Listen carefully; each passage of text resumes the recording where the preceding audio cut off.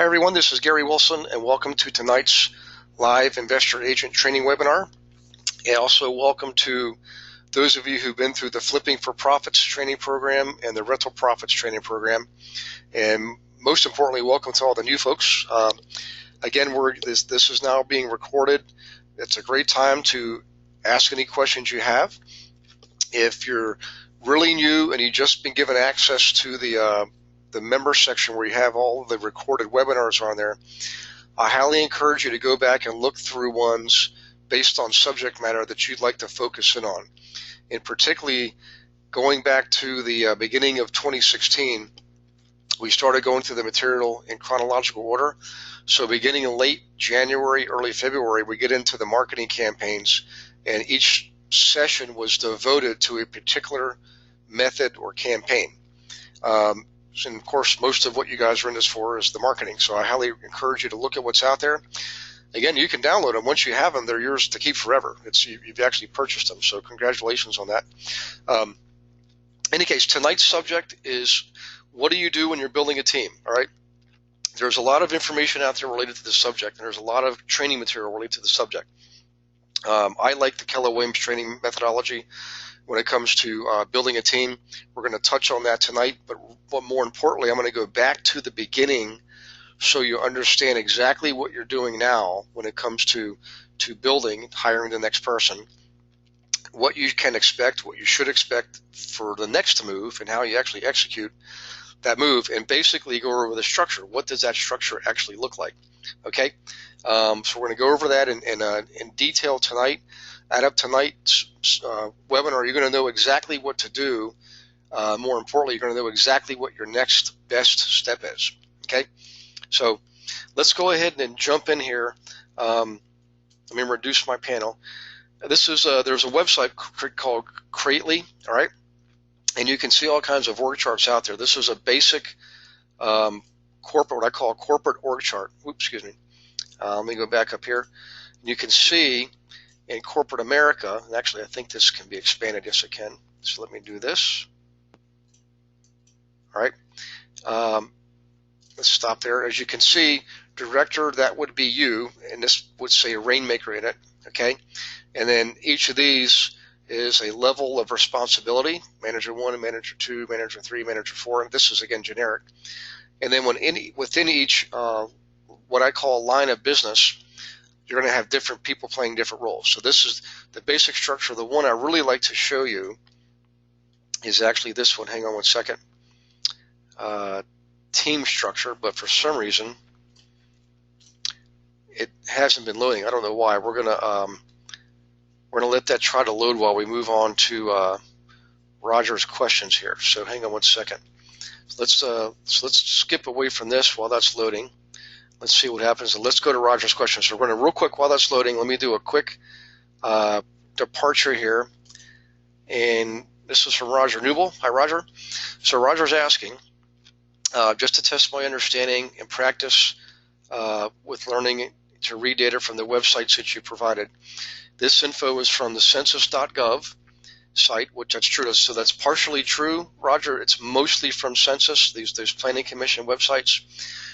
They also grab data from other sources, like your local county's property tax assessment database. And you're looking at Hackensack, New Jersey. Good idea, because that's a great area to invest in. And you're suggesting this is a great area for renters. And being that it's between 35 and 64% renters, I absolutely agree with you.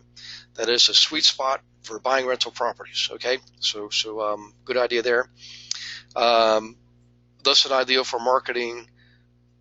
To market for investing in rentals, absolutely. So when you create the booklet, for example, Roger, you would use samples of rental properties from that area, from Hackensack. They could be active, they could be sold, they could be, maybe they haven't sold in 5 years, but you've got the information on those sales. I highly encourage you to use that information. You always want to use factual information. And the other thing you added here is, you're absolutely right. Anytime you can be near hospital or university systems, those are ideal places to buy rentals. All right, so I do agree with your reading on this information.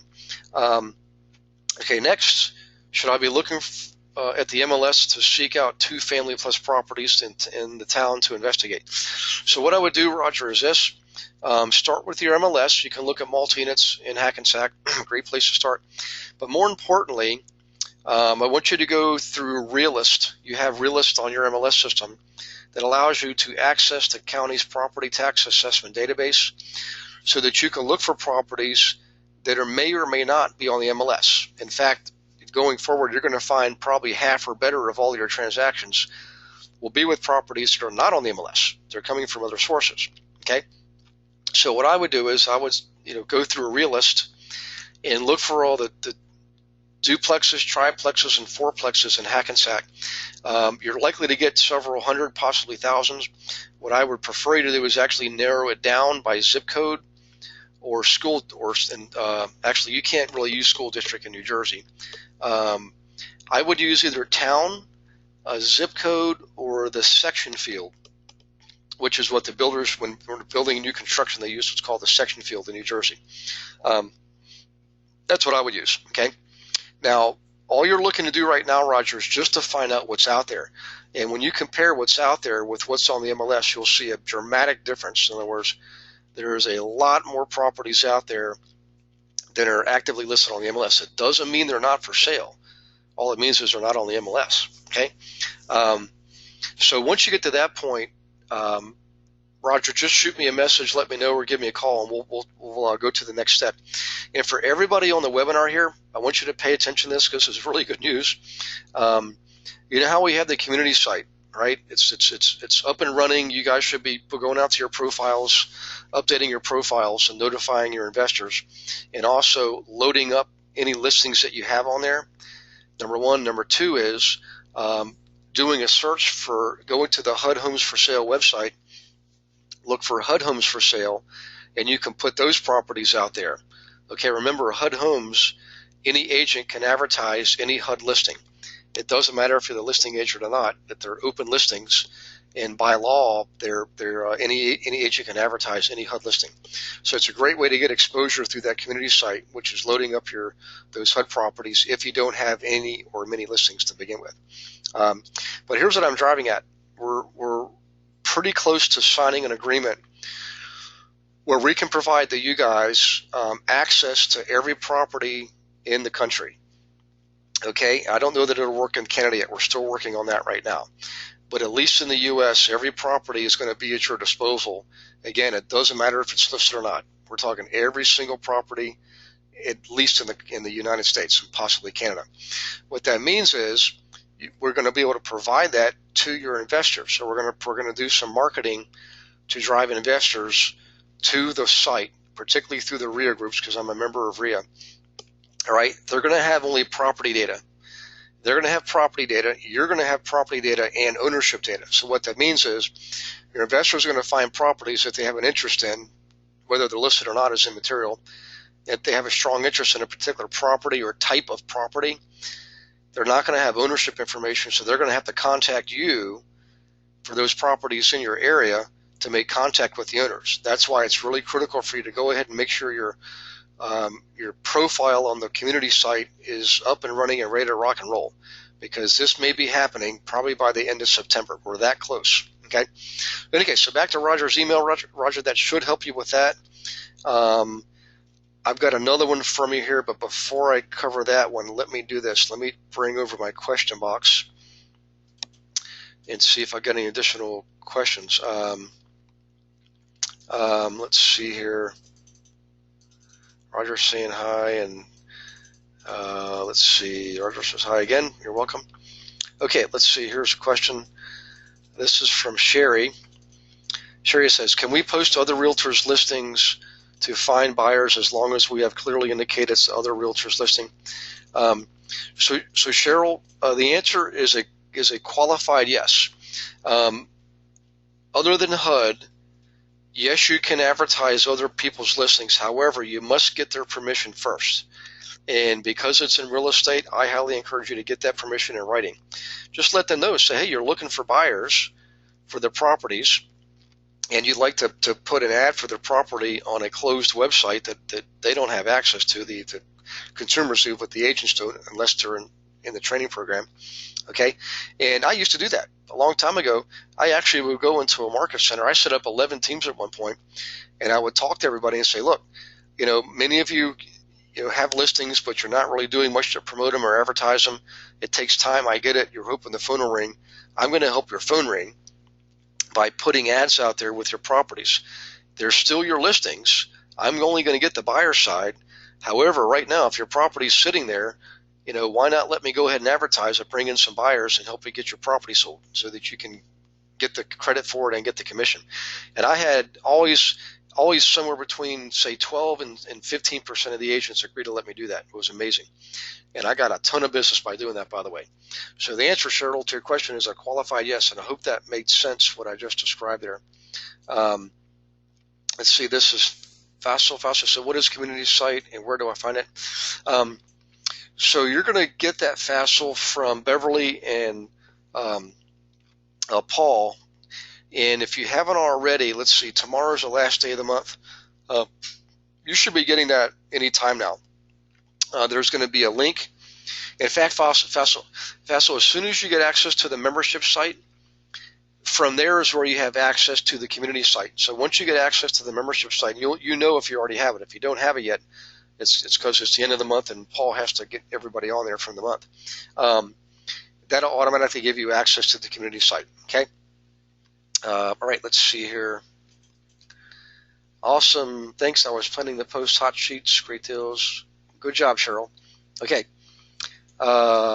Let's see. She sent me the email. We are good. Faisal. Okay, great. All right, so let me reduce my control panel, guys, and go back to Roger's second email. And Roger, we may not get to cover this all tonight because I want to get into team building, but let's at least get started here. Okay, I have a few questions on Module 2. I understand from other realtors that selling short sale and foreclosure properties can take over 120 days to close, but can also fall through. Is this different for anyone who intends to pay for the property in cash? Well, I wouldn't say so, Roger. However, when you're paying cash for foreclosures, you always get I would consider you're in a higher pecking order. The banks will tend to pay more attention to you because you are paying cash. However, when it comes to the legal end of things, you just can't speed up that process. It's just the way, properties are hung up in sheriff sales, or hung up in clearing up clouds on title. And it doesn't matter if you're Gandhi or Mother Teresa and you're paying all cash. When you have a title issue that needs to be cleared, the attorneys are just going to, it just has to follow a certain course of action. There's nothing you and I can do to change that. So the answer to your question is, short sales particularly can take a while. Foreclosures, believe it or not, historically are easier to work with than short sales, pre-foreclosure that is, okay? Okay, let's see. In regards to obtaining the data to enter into such forms as the property or the opportunity evaluator, the property investment calculator, inspection analysis forms, cash flow analysis, where and how is the information found? Well, first thing is so Roger, when you're looking at, say, rental properties, you're going to notice on the MLS there's a lot of listings don't provide a lot of financial data. Some of them do, but they're putting it out there in the form of an attachment. So you have to get the attachment, and the attachment will give you the pro forma, which is the profit and loss or income expense statement. Okay, if you don't see it out there in any way, shape, and form on the MLS, and you have a strong interest in the property, you have to let the listing agent know that you have a strong interest in the property, but you and your client can't go any further until you have more information, like 3 years of rental history, 3 years of expenses, so forth and so on. So you have to get that from the listing agent if it's on the MLS. Now, if you're approaching owners directly through some of our marketing campaigns, then you directly have to get their information from the owner, okay? And really what you're looking for is the same information that's on Schedule E of their federal tax return. You don't want the return, you just want Schedule E, and that reflects profit and loss or income expense from the property, okay? So those are the sources of your data.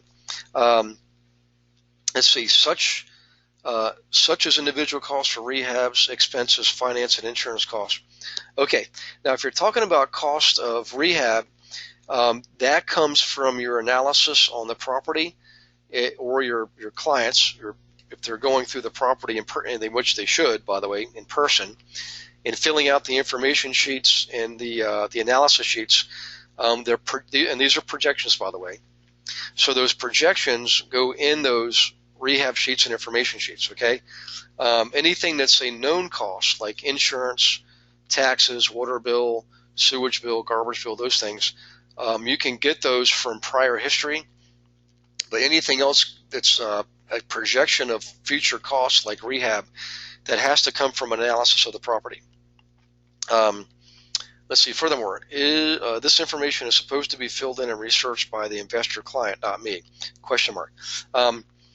It's a team effort. So if you're working with an investor, Roger, and you're sending them listings, for example, they should be going through the listings to determine if they want to look at the property. Okay, that's not you.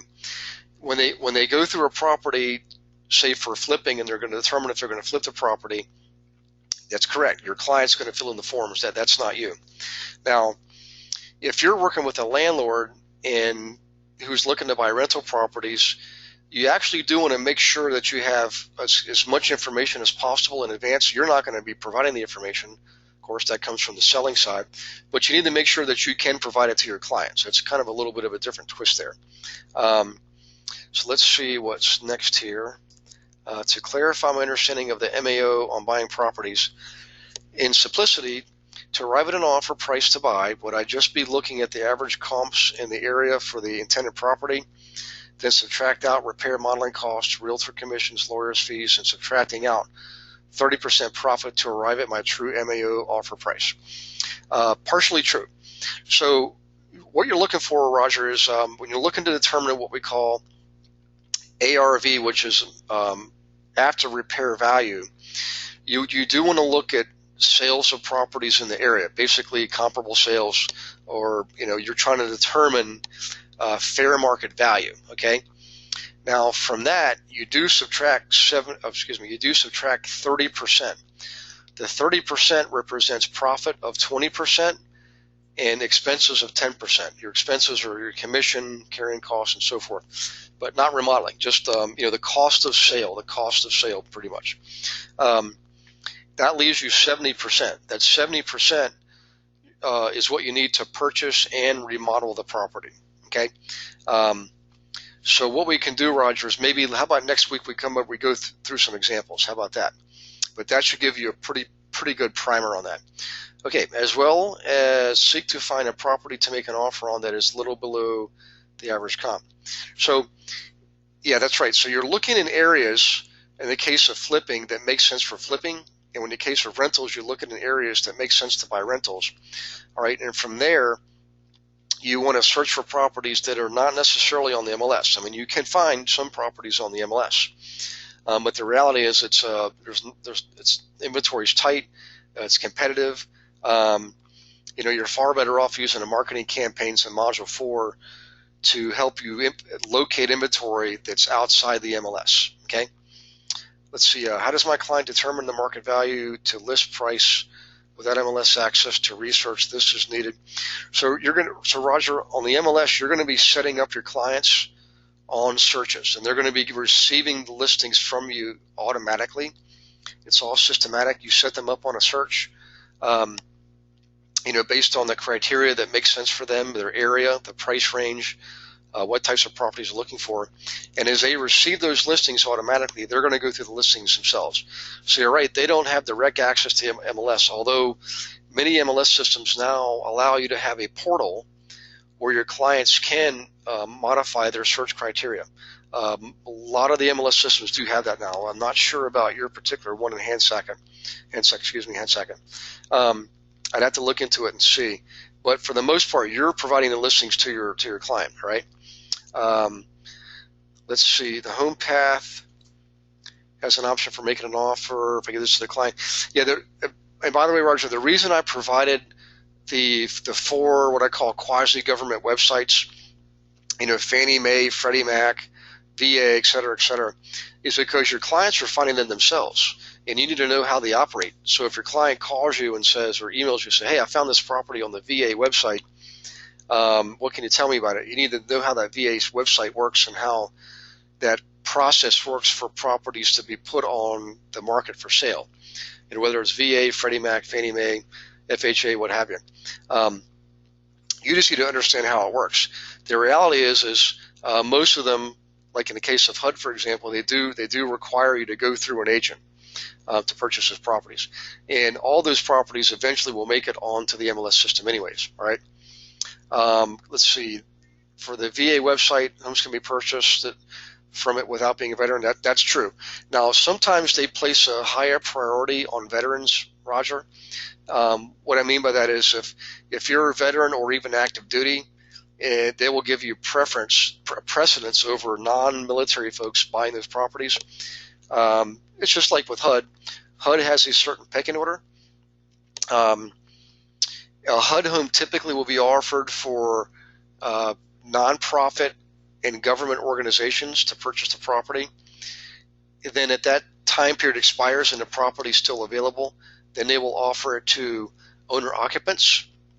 And then another 2 weeks goes by, for example, and if it's still available, then they will offer it to investors. Okay, that's the third step. So, in any case, let's do this. Let's go back to, well, it didn't load the team-based structure again. So let's go back to the original structure that I had up there, which is this one. Oops, here we go. And then I'm going to get into a little bit more detail, guys, on this whole concept of team building, okay? Let's see, hopefully this will let me scroll down. All right. Oh, there we go. Almost there, and there we go. Okay, let me, before I start in, let me check for questions again, guys. Hang on 1 second. Roger says, thank you. You're very welcome. You're very welcome, Roger. Okay. All right, first things first, guys. This is a very rudimentary org chart. I'm going to expand it just a wee little bit more. You can get the basic gist of it. And you can see, obviously, you don't have architects and analysts and developers and testers. But let me just describe one path for you. Okay, this will make a lot more sense. All right. In any organization, when you first start off, when you're first getting into the business, there are multiple roles. So what you want you to think of here is, don't think of these as titles or even people. Think of them as roles. In fact, I highly encourage everyone here to read a book called The E-Myth, E as in elephant, dash, myth, M-Y-T-H, E-Myth, by Michael Gerber. It's the best book for folks like us, for entrepreneurs, to understand how to build a small organization. And every one of you is going to be doing that here eventually. We're going to start off with the team structure, okay? So initially, if you were to put, these would all be roles. Like this is, let's just slide this over so it'll make more sense here. Let me reduce this a wee little bit. Okay, so this could be buyer's agency, seller's agency, inside sales, outside sales, that kind of thing, or whatever you want to have here. That's more traditional view. In the beginning of your business, your name is going to be on all these roles, every single one. All right. So you might have marketing. One of these might be marketing. And in here you've got Craigslist advertising, Facebook advertising, letter campaigns, workshops, that kind of thing. All right. Generally speaking, what I like to do is I like to define the role and put the role in here. Okay. In the beginning, your name will be on all these roles. And obviously one thing that should be here is admin, administrative. So, and the reason I like to have that in there is because that's going to be your first hire. All right. So, in any case, let's start at the beginning. The basic theme is this. I want to find out from you guys, how many of you feel like you're really swamped, and boy, if you had somebody working for you, even just a couple hours a week, that you only had to pay, say, $5 an hour to, that you would actually do it. You could hire them 2 hours a week, cost you a whopping $10, and maybe they can fill out your paperwork on your offers. Maybe they can track if you have properties under contract, maybe they could track your inspections and appraisals and all that type of thing, right? Or if you're doing a lot of marketing, which you should be, a lot of advertising, maybe that person can place all of your Craigslist ads, for example. Okay. The bottom line is this: I want you to think in terms of what role or what roles do you have that that can be routine in nature, can be easily identifiable, easily definable, and easily articulated. Okay.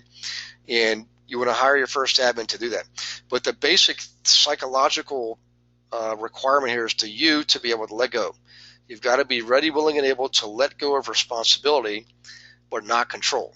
In other words, you're giving responsibility at the task level. People are performing tasks for you, okay? And they're responsible for those tasks. You're giving the responsibility of that. You're delegating that to someone else.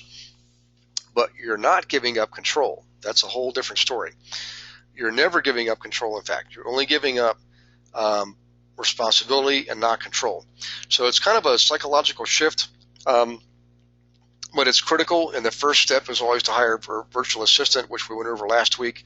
So if you're brand new and you weren't in the program or didn't listen to last week, I highly recommend you get that webinar from last week and at least download the audio and listen to it while you're driving. Okay. So admin is the first hire. All right. Now the second hire is typically going to be, in the world of real estate investors, is what I call a showing agent. Okay. So in other words, let's say this column here is buyer's agency. You might have a lead buyer's agent, and in here a bunch of showing agents. In the beginning, you'll just have showing agent. Okay. Now let me describe to you the difference between a buyer's agent and a showing agent. All right. In traditional real estate team models, like the ones we teach through Keller Williams, for traditional real estate, you're typically going to hire an admin person, and then you're going to hire a buyer's agent. That's your second hire. And you're going to have to split your commissions with the buyer's agent. They're going to get 50%. You're going to get 50%. That's, of course, you've got to still account for your the broker's percentage also, right? Now, a buyer's agent is great in their traditional sense when you're working with owner occupants. And the reason is that buyer's agent will take on the home buyer under their wing and maybe have to show them 30 or 50 properties. We don't know, right? The point is, a lot of these buyers are going to be looking, and may never buy, all right? So you want to have somebody who's willing to split the commission with you and take those risks, all right? That's traditional. Now let's look at the investor agent model. Same basic structure, but that role, instead of it saying buyer's agent, is going to say showing agent, okay? And here's what a showing agent does. A showing agent simply meets the consumer, your client, at the properties and lets them in the properties. That's really all they're doing. They're meeting them. Yes, they might be sharing the same vehicle as the client, either whether they are or they own it, aren't, it doesn't matter to me, whatever floats your boat. I used to do it both ways when I was doing that years ago. But the showing agent is not doing any other work other than showing the properties and helping the client go through, making sure they have access to the basement, to the attic, to the utility area, and so forth and so on. All right. But here's the big difference financially speaking. While with a traditional buyer's agent, you're splitting your commissions 50-50, with a showing agent, you're actually paying a per door fee. So you pay your showing agent a certain fee per door that they open up for the client. So let's say they're showing 6 properties and you're paying them $50 per door. That day of your showing agent showing properties to your client is going to cost you $300, okay? Now the reason that's important is this. When you go through the second module, you're going to see that there's a basically 12-step process that you go through with your flippers and a 12-step process you go through with your landlords. Once you master that process, whether it's you or your showing agent, is almost never going to look at more than an average of 6 properties at a time. You might look at 5, you might look at 7, the average is 6. But the point is, you're going to make an offer, sometimes 2 or 3 offers. okay, on those 6 properties. All right. And the reason is the method that we use is enabling you and your client to narrow your efforts down to specific properties, all right, that have this highest probability of turning a profit. So you're not looking at all these properties randomly. You're not going around trying to shoot flies with a shotgun, all right? You're only looking at the best of the best, not the most expensive, not the least expensive, only the properties that make the most sense for your clients, have the highest probability of turning a profit. So what that means is you're looking at fewer properties, okay? You're making more offers for fewer properties. The offer acceptance rate is greater than 2/3. So it's in your best interest to using a showing agent model when it comes to working with investors, because you're only looking at an average of 6 properties. So you might spend $300, but then you, the rainmaker, keep all the commission. So let's say it's a $200,000 purchase, so you're getting 3% because you only did the buy side.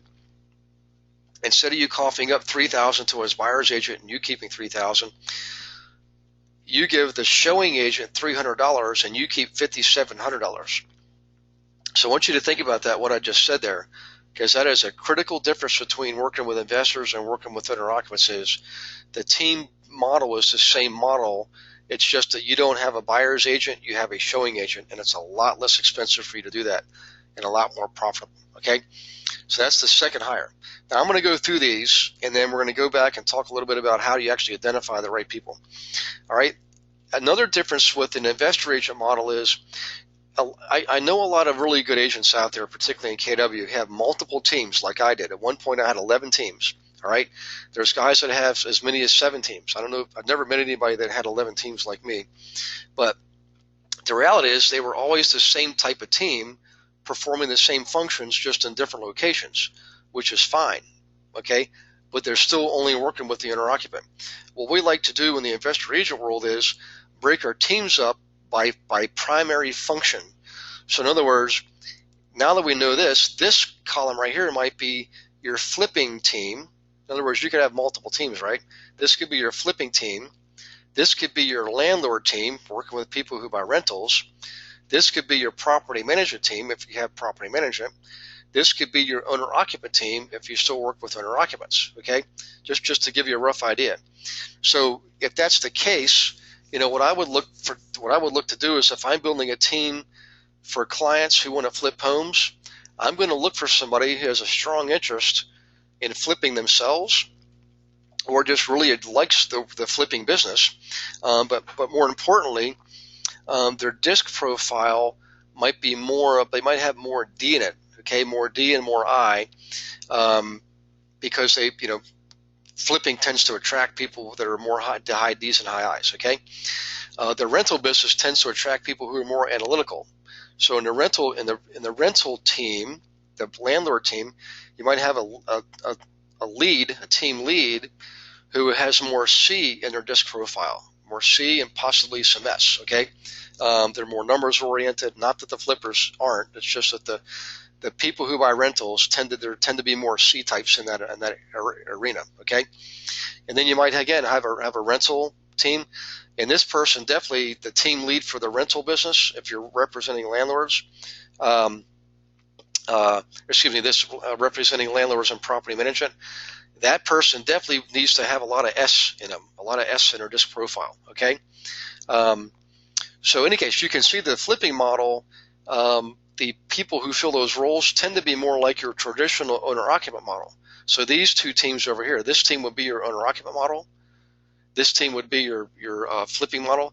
Those two could even be interchangeable, okay? And think about it. A flip, once it's remodeled, is going to attract an owner-occupant, right? So you see how these two teams can work together?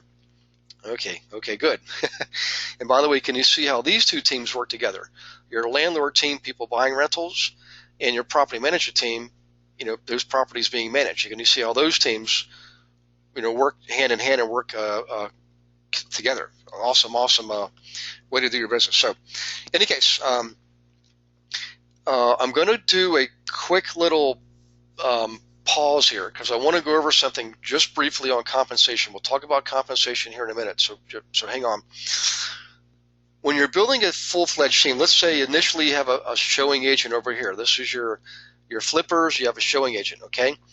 When that business grows and expands, all right, you're going to have multiple showing agents and probably or more than likely a flipping team leader who's really good with people, who has some management skills, and who's playing more of an inside position. When you get that big, this person, you are going to have to share commissions with them. They're not going to work for a per door fee. These guys all will be, all right? These guys are all going to be your $50 a door. But this person's going to be running the show. They're going to be scheduling all the appointments. They're going to be dealing more directly with the clients, reporting to you, okay? And so you better believe you're going to be sharing some commissions with them, all right? Same thing with let's say you have a full-fledged listing team over here, which you probably will eventually. You could eventually have 6 or 7 teams, right? In fact, the KW, the big picture is we want you to get to 7th level, okay? And you'll have multiple teams, and there's 7 levels. But let's say one of your teams is a listing team. That could be an offshoot of your flipping team, could be an offshoot of your owner-occupant team, could be a combined team that works with both of these teams. Okay, the listing team is strictly responsible for listing properties, doing all the paperwork, getting the signs up, doing the marketing and advertising in conjunction with your marketing team. Enough said on that. The point is, you're going to have a team lead. That they're going to have a listing team lead that's going to be managing the other people, and they're going to be reporting to you. And again, you're going to have to split your commissions with them. Okay. The good news is if you think about it, you as the rainmaker up here, now you're getting pieces of commissions from over here. You're getting pieces of commissions from over here. You're getting pieces of commissions from over here, and you're getting a portion of management fee from here. That's in a basic 4-team structure. All right. Now, I generally always like to have somebody working side by side with me. I would call like an executive assistant. Like over here would be your admin person, basic admin. Over here would be your executive assistant, and they're helping you manage all this stuff. That's a position you fill. It's sort of like having a vice president, okay, or a CEO. In other words, you're now the owner, and this person fills a CEO role, and they manage this whole thing, and you elevate you evolve or you levitate to the position of owner, and the owner doesn't work. The only thing the owner does is cash checks, make deposits and cash checks. That's ultimately where you want to be. Okay. Now let's talk a little bit about the hiring process. And before we do, let me slide this over and check for questions. Okay, let's see. Vassal, Cheryl, I do. Okay, Roger. Roger says, thus, the showing agent does not need to be licensed. Actually, Roger, they do. The showing agent does need to be licensed. And the reason why the showing agent model works so well is if you go into your office tomorrow and you've got 100 and some odd agents, ask the question, who here would like to make $50 per door, or make $300 in an afternoon, or make $300 in the morning? I guarantee you 60 to 80% of those people will raise their hands and jump at the chance, okay? But legally, they do have to have a license to open doors and to let consumers in those doors. Let's see, this is Fassel. Fassel says, I'm in the process of hiring a VA, but debating whether first task should be CMAs or a transaction coordinator. Hey, Fassel, let you and I talk about that when we meet. If you hire a virtual assistant in the Philippines, you might struggle if you have them do the transaction coordinator role. The reason is remember, they're halfway around the world, and everything they're going to be coordinating is going to be occurring on East Coast time for you because you're in New Jersey. So you're going to have inspectors and appraisals all working Monday through Friday 9 to 5, and that's when if you hire someone from the Philippines, they're going to be sleeping during that time frame. But they certainly can crank out CMAs. They can certainly crank out Craigslist ads, booklets, letters. They can do research for you on melissadata.com, on your school report, on planning commission websites. They can do Facebook posting, LinkedIn, Twitter. There's a number of things they can do. And I'm so glad, Faisal, that you're actually you're at that stage. That is awesome. Okay. So in any case, back to where I was. Where was I now? Okay, we're getting close to the end, so that's good. We're making good progress here. The next thing I want you to do is I want you to go out there and grab yourself a good DISC program. DISC is, D is driver, I is influencer, C is analytical, and S is supportive. KW, we have one we give you for free. Everybody took it when you first signed up with KW. You can ask your team leader if you can use that for your hiring process, and almost all of them will say yes. Okay. However, there is another version out there. It's from one of our favorite gurus. His name's Tony Robbins. Many of you have heard of him. If you go to TonyRobbins.com, he also will give you a free DISC profile that you can use when you're hiring people. So what you want to do is, even when you're hiring a virtual assistant from the Philippines, guys, always give them the DISC profile to fill out, because you want to make sure that they have the right DISC profile for the role that you're looking to fill. So if you're looking to have somebody do a lot of analytical work, a lot of detail work, you're definitely looking for somebody who's more like an S and C, more C so than probably even S. Okay? If you're looking for someone who's going to be out in the field with people, communicating with people, interacting with people, that person should have some I in them. If they're like buyer's agents or showing agents or a lead buyer's agent, that person should probably be like an IS. Okay. In the case of working with investors directly who are looking to analyze properties for flip or do due diligence on properties to buy as rentals, that person should probably have some C in them and possibly some D. That's what Gary Keller is, in fact. So what you don't want to do, guys, is you don't want to have a whole bunch of D's on your team. All right, you're the D. Typically, the rainmaker team leader is a high D. Not always, but typically. If you have too many high D's, that's driver personality, that's alpha type. People will leave because they want to go form their own team. You'll have a hard time keeping them on task over a long period of time. Nothing wrong with D's. I mean, we've all got some D in us. But remember, you're filling roles, and it's always in your best interest to have the right DISC profile filling those particular roles, right? So I like to use the Tony Robbins model myself. Obviously, the KW model works fine. I've used that a lot. All right. So you're going to be doing the DISC profile to check these people out and find out where they best fit. You might have a really super rock star that you had slated for a certain position, and you get their DISC profile results to find out they're really slated best suited for another area. Just do the switch. Don't question it. Just do it, because you don't want to force a round peg in a square hole. That person may last a short time, but they'll eventually will get frustrated and want to leave.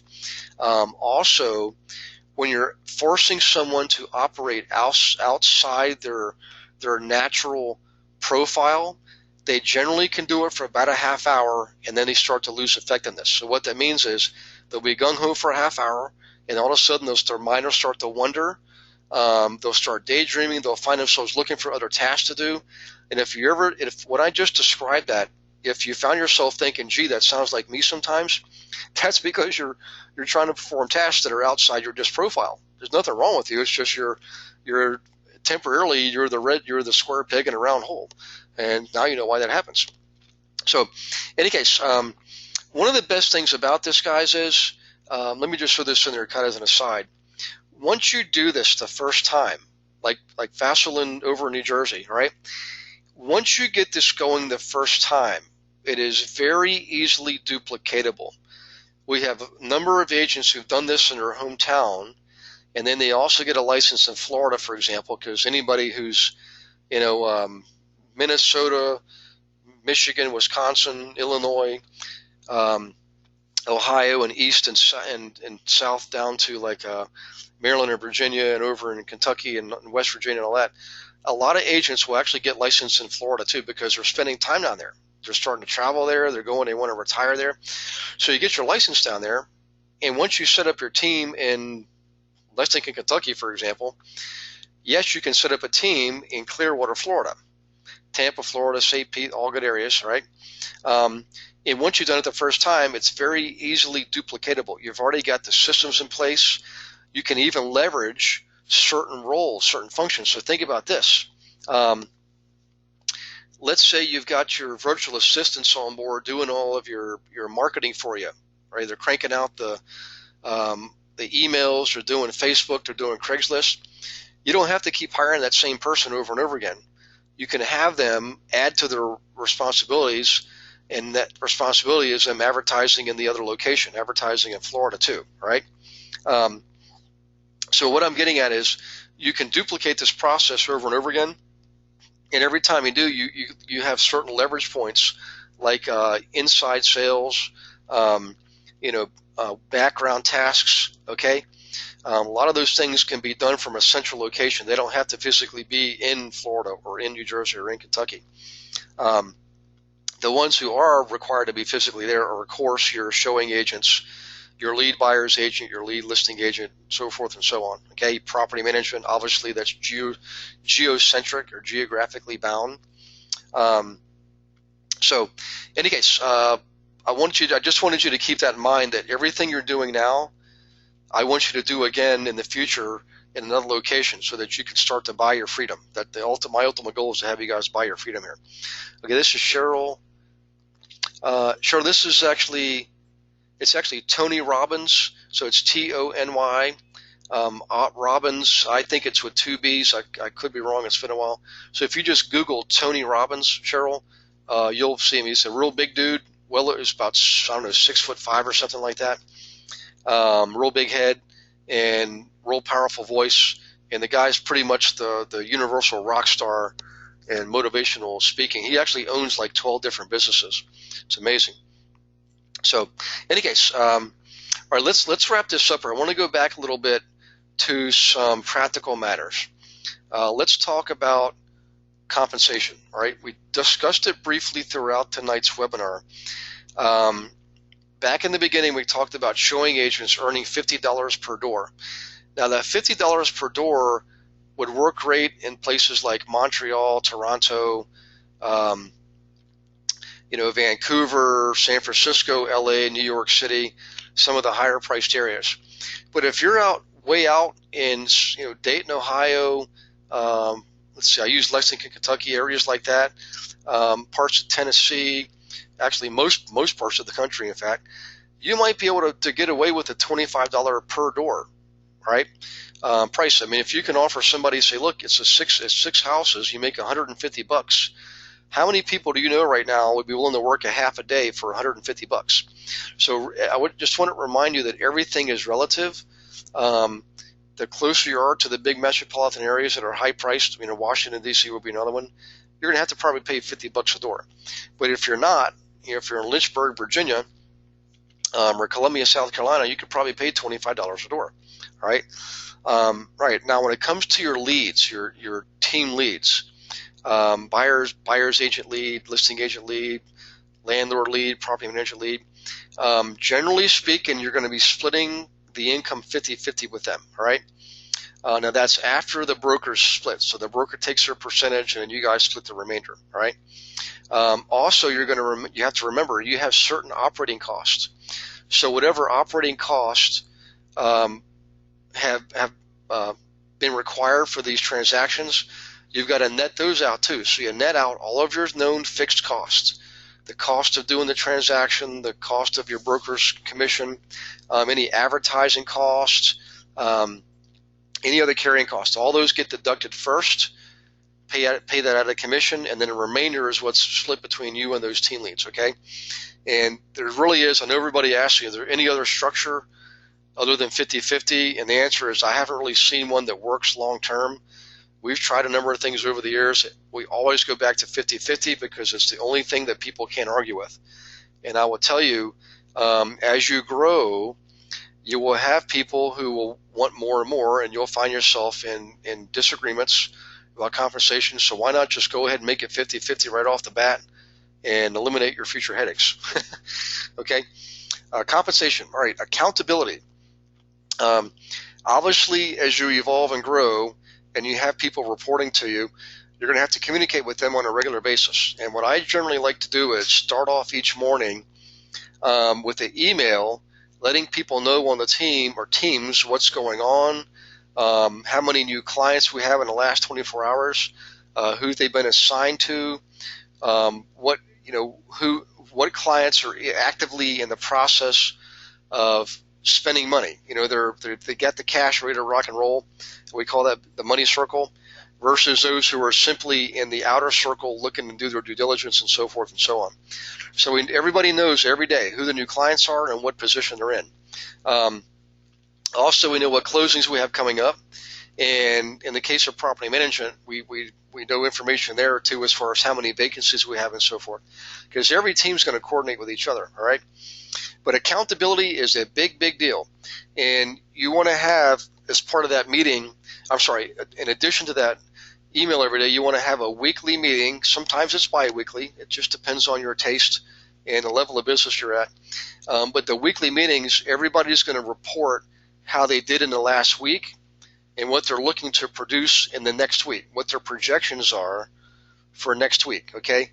And you always want to come back and measure against those projections. So in other words, they report what they did last week. You as the rainmaker have their projections from the prior week. You're going to measure, you're going to compare actual results with projected results. And if there's a shortfall, you ask everybody, okay, if you were in my position, what would you do? And you get people to speak up and get themselves to be in a position to offer solutions. So instead of people always coming to you with problems and you provide all the solutions, you want to get them conditioned to think solution-based processing. You want to get them to think in terms of providing solutions, not just problems. So accountability is a big thing, guys. I know a lot of team leaders will do this for a while. They'll start to slack off on the accountability, and all of a sudden their productivity ceases to grow. And in business, I will tell you, if you're not growing, you're dying. There's no neutral. You're either moving forward or you're moving backwards. And I don't know about you, but I plan on moving forward till my last day. All right.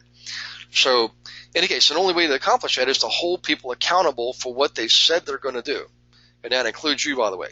So if you make a commitment to your team that you're going to bring in another 12 clients this week, or you're going to create another investor group in Clifton, New Jersey, by golly, you should do that. You should do that what you say you're going to do. In other words, do what you say what you're going to do and do what you say. Okay, enough said about accountability. Here's the basic. When you get to this point, guys, and you are moving beyond hiring an admin person in your first showing agent, I want you to all take the Keller Williams Recruit Select process. There's a Recruit Select Lite, which is I think 1 day, and there's Recruit Select, which is a two-day class, and it goes into a lot more detail. It also talks about a measurement called the AVA, which is Activity Vector Analysis. It's like the disc profile on steroids. You definitely want to do that. Now, let's say you do that, and now you're able to build your first team. When you look to expand and build your second team and third team and fourth team and so on, you then want to learn the whole process. It's basically recruit, select, active, train, lead, and motivate. All right. It's RS, TLM. So recruit, select, actively train, lead, motivate. And the reason is your role is going to evolve to more of a spiritual leader role, inspirational leadership role. And what that means is now you might have somebody who takes your role as a CEO, and you're basically the guru, the spiritual leader. Okay, when you get to 7 teams, you should be able to do that. But just write that down. Write down Recruit Select. It's not that expensive. I've been to a number of them. I've traveled to Syracuse, New York, and St. Louis, Missouri, to take those classes myself, and they're well worth it, especially if you're looking to expand your teams. Okay, let me check for questions here. Hang on one second, guys. Let's see. This is from Kelly. Hey, Kelly, how you doing? Kelly Boyd. Okay, 50-50, do you pay license fees, etc.? I've done it both ways, Kelly. I would recommend this. In the beginning, if you're splitting your commissions 50-50 with somebody and you've already netted out expenses, like for advertising and the brokers. Keller Williams takes their portion of 36% until you've done your international cap, and then you pay 30% until you've met your market center cap. I would have them pay their own fees and dues, absolutely. Now, I've toyed with it before, but the challenge is, Kelly, is with you paying all these fees for all these people, okay, and they don't produce, you're all of a sudden stuck with all this expense without the income to take care of it. So one of the things I like to do is I like to hold people as accountable and responsible for their particular role, no matter what it is, and that includes everything. They're adults, they're not children, they're adults, and they got their license, by golly, and they wanted to be on your team, by golly. They need to pay their own dues. That's my personal position. I've seen it done both ways. I've done it both ways. I like to keep it clean and simple. I pay my dues, they pay their dues. Yes, we will subtract out known operating costs from a transaction, like again in the case of advertising, and then give the broker their part, and then we split the rest. That's how we do it. That seems to be the most favorable, common approach that seems to last the longest. So I hope that helps. Let's see. This is Fassel. Fassel says, if you don't mind, personal question. I was curious, did you give up your teams? If so, why? Yeah, what I did, Fassel, is I don't mind at all. I used to have my own brokerage company, and it kept me grounded. I was bound geographically. I couldn't really move about like I wanted to. My kids were getting older and going to college and getting married and things like that, and I wanted to travel. And I realized I don't care how high up you get, if you're involved with production, you're going to have a hard time traveling because your production is going to suffer. So what I did was I merged with Keller Williams, and I very quickly built 11 teams. In fact, I did it in 6 months. And I realized all of a sudden I'm right back where I started from. I'm making good money, but now I've got 11 teams scattered across multiple states and multiple MLS areas. And I was basically a workaholic. I went from the frying pan to the kettle, working like a maniac, trying to keep things going. So what I did was I was way beyond the 7th team. I was at 11. I turned it into referral business. I said, okay, you guys are going to, these are all referrals. I'm going to give you referrals. You're going to take the commission, and I'm going to take a referral fee. But FAFSA, what I didn't have anymore was all that management responsibility. I no longer had to have team meetings. I no longer had to do any of that administrative stuff because those guys are now responsible for their own transactions, okay? And my rule of thumb was this. I called it the bacon rule. You bring home the bacon, you get more bacon. In other words, if I give you a referral and you cash in on it and I get my referral fee, I'm going to give you more referrals. So that's what I did. I actually ended up making just as much money. Well, let me qualify that. Per transaction, obviously, I made less money. But FAFSA, what it allowed me to do is focus solely on marketing. And I kept a couple of key people with me who were able to screen the leads for timing motivation and keep track of the virtual assistants, because I never dealt with the virtual assistants. Matter of fact, I didn't even talk to them. So that's what I was able to do, lean and mean, and allowed me to travel, and more importantly, allowed me to help co-develop this training program. Of course, my role is that of the trainer. There's other people involved, which was my real passion. So now I get to travel all over KW, meet people, and train.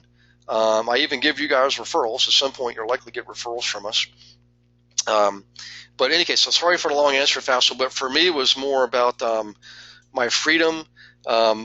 Money obviously is a motivator for everybody, but I have no more mortgages. I really have virtually almost no debt, quite frankly. And I'm able to take time wherever I travel and get to see and explore the place and discover a little bit about the place and meet people. And like you and me, Fossil, we'll go to lunch or something. Boy, if I was stuck down in Virginia or out in Pittsburgh like I used to be, it would be very difficult for you and I to meet. So as you can imagine, I'm quite happy I'm able to do this. I'm grateful for the opportunity. And there were times I literally would be generating 100 or more referral commissions in a month. I mean, just imagine what that would be like if you had that kind of business going on. That's what it was like. So if you had 100 referrals coming in per month, you probably would likewise think, well, that's pretty good. I don't need to kill myself. And so that's what I did. I would love to see everybody here get to that point. I don't know that 7 teams will get you there, but I can tell you personally 11 teams will. So in any case, a lot less work, a lot more time. I get to see my family, and it's just a wonderful life. So in any case, guys, I'm starting to ramble. I did cover pretty much everything I wanted to go over.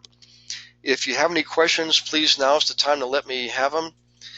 Also, if you have a particular subject that you'd like to cover in a future webinars, please email me like Roger did. Roger, that was a great pair of emails. I appreciate you doing that because otherwise I just go based on the feedback I'm getting from you guys on one-on-ones and teaching classes and so forth. And this was a no-brainer. It came up a lot. But going forward, let me know what you want to talk about, any subject you want to, and I will devote an entire webinar to whatever subject you want. Okay, guys, I hope you have a wonderful evening, a beautiful week, and a beautiful weekend. And I'm going to tell you that the next webinar is going to be next Thursday. And again, I will be in Chester, New York, so I'll be doing that from not too far from the city. Next Thursday, 7 p.m. Eastern. So thanks again, guys, for participating tonight. I hope this helps you a lot. I hope this shed a lot of light on it. Just remember, Creately, and you can go back and pull up the on your own, see if you can pull up the team model, this one right here, team-based structure, and that looks more like what we're talking about tonight. This basic team structure here, I used in early on because it came from the corporate world, and that's where I came from. That's why I chose that one initially. Okay, guys. Hope you have a wonderful night. We will see you next week. Keep knocking them dead out there. Congratulations to those of you who are really knocking it out of the park. I'm getting some really good text messages here lately this summer. It's very fulfilling. And God bless you in all your efforts. Okay, good night.